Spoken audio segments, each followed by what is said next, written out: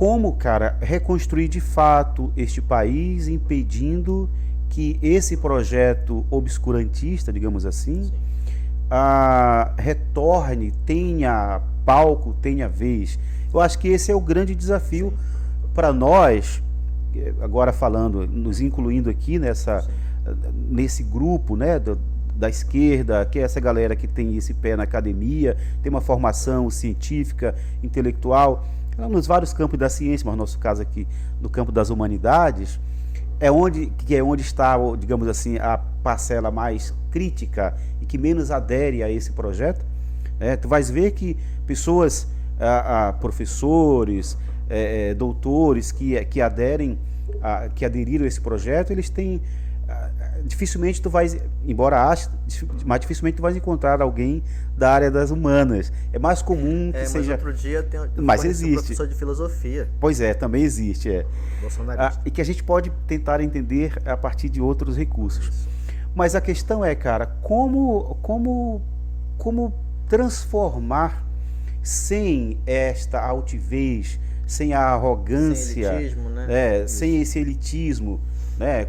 Eu acho que esse que é o problema, cara. Sim. Como é que a gente pode fazer isso? É. Eu sei que isso passa pela educação, Sim. que é a forma de levar as pessoas a ter contato com essa mesma tradição que a gente está chamando aqui de esclarecida, de acadêmica, que é o contato com quem produziu conhecimento, com quem refletiu de modo mais aprofundado sobre a realidade, com quem tem o que dizer para além da mera opinião, para além do mero senso comum. Como é que a gente pode fazer isso, cara? Só para tentar deixar mais claro e mais simples o argumento e aquilo que eu tento colocar em prática. A gente é professor, citaste a educação, Aham. mas eu vejo assim, a educação formal, mas não só ela.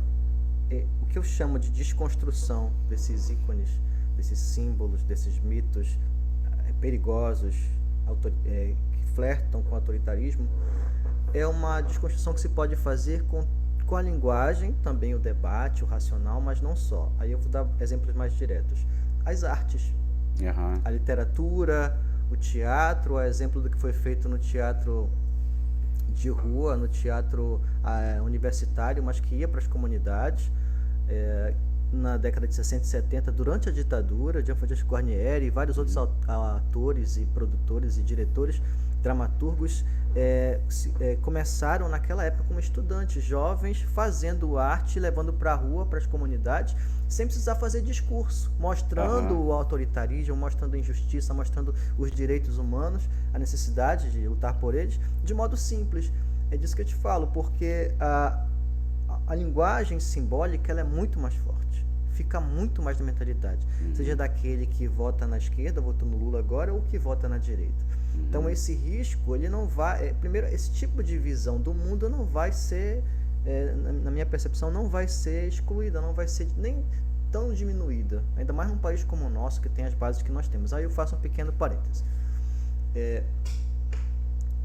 Eu não tenho crenças, como muita gente sabe, o nosso posicionamento é agnóstico, né? Aham. Eu não vejo, pessoalmente, a importância de negar ou afirmar. Isso é diferente, então, de desvalorizar a crença como tal. Uhum. Por quê? Porque esse fenômeno agora, do bolsonarismo, mostra a importância, segundo eu vejo, disso. Se nós temos uma grande parte da sociedade que vota, que acredita, que é devotada, que é, digamos assim, pensa toda a realidade a partir dos dogmas, isso pode ter desvantagens, mas na minha interpretação do mundo isso tem grandes vantagens também. Por quê? A religiosidade como tal, ela está não só no início da história da humanidade, né? Como fundamento de muitas coisas, das leis, fundamento da convivência moral, enfim, das regras éticas. Da própria arte, né, cara? Isso, da Também. própria arte, e como tal deve ser valorizada, porque você vai ter não só as festividades, como temos aqui em São Benedito e outras, né? A musicalidade, mas existe também uma forma de interpretar o mundo como exemplo mais direto, a visão indígena do mundo, que é uma visão religiosa. nem por isso é sempre uma visão autoritária. Então, para a gente perceber que algo válido, as crenças têm sua validade, tem seu espaço assim muito rico na cultura humana, e na cultura brasileira isso é fortíssimo. A gente não vai, digamos assim, se livrar, até porque eu penso que não tem por que se livrar. O mistério, talvez o nó, o problema, como diz, o desafio é aprender a lidar com isso. Porque, no fim das contas, esse embate a academicismo, a intelectualidade, né, a ideia do esclarecimento e essa cultura é o velho embate dos colonizadores, tentando domesticar, desbravar, civilizar os indígenas, entende? Uhum. Então, obviamente que eu não vou dizer que o bolsonarismo é uma reação legítima, autêntica de um povo com as suas crenças, até porque a própria religiosidade que muitos professam, muitos defendem e acreditam, é também o fruto da colonização, parte dela. Uhum. Né? Então, é preciso identificar nessa forma simples, direta, simbólica de crer nas coisas, o que é, não digo genuíno porque isso vai se perdendo com o tempo, mas o que é mais adequado, mais próprio, traz mais vantagens, traz um bom meio de convivência para o povo. Aquilo que está no discurso do Lula sobre boa convivência, sobre uma tentativa de compreensão, de aceitação, de respeito ao outro. Então, eu vejo que a gente tem os desafios na educação, mas também na arte de modo geral. E aí eu parto por uma distinção teórica que talvez seja importante para pensar melhor isso, que é aquilo que o Maquiavel já pensava sobre política, no Príncipe e outros textos dele, que ele coloca um binômio, né, entre ser amado ou ser respeitado, o príncipe. O melhor é ser amado ou ser respeitado. Ser temido, perdão. Ser temido, né? Nesse caso, o temor é o melhor. Né?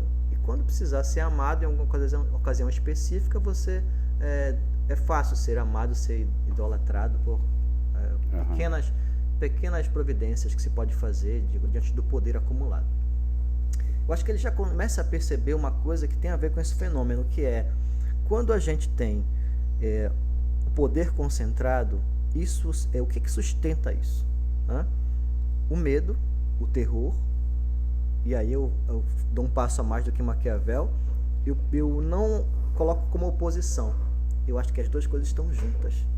E volta ao ponto que tu disseste, que contradição é essa? Falar em Deus e amor e pensar na morte do outro, na violência, querer agredir bolsonaristas que agrediram estudantes no ônibus esses dias.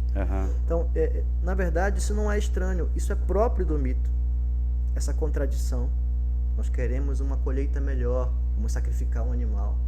Morte e vida, a violência, isso dá o costume da antropofagia, o costume da guerra como algo interno a uma cultura. A diferença é que, como eu te disse, internamente naquela cultura, se isso não faz um mal por crueldade, por simples vontade de ver o outro sofrer, é uma coisa, se é algo interno que funciona ali. Outra coisa é se isso é colocado para um ambiente público, né, para ser imposto em determinada situação, como agora parece que nesse debate todo se tentou abrir mão do Estado laico e voltar para um Estado teocrático. O risco está aí, mas que é importante a gente perceber que a contradição é própria desse meio. É interessante, eu conheço várias pessoas, vários senhores, principalmente homens do povo até próximos, assim, que têm valores altamente machistas, discursos violentos, sexistas, enfim, mas que votam no Lula. Então a gente vai achar em todos os lados. Daí que esse processo educativo, pedagógico que tu falas, é um desafio geral para a gente.